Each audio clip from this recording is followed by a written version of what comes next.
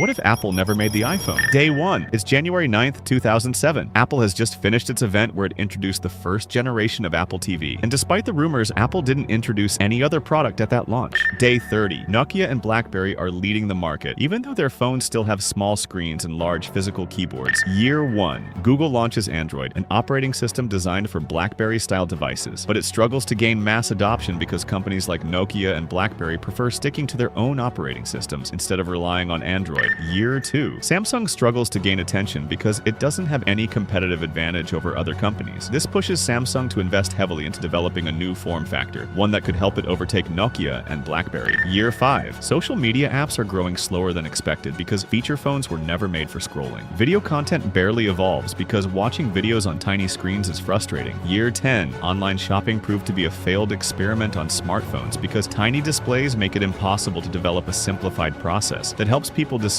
and buy new products. Year 15. Samsung figures out how they can make touchscreen phones, and Google seized the opportunity to rebuild Android to be optimized for touchscreens. Year 20. Samsung is manufacturing the majority of touchscreen phones in South Korea to limit the spread of knowledge about how smartphones are made. In other words, Chinese phone brands never emerge.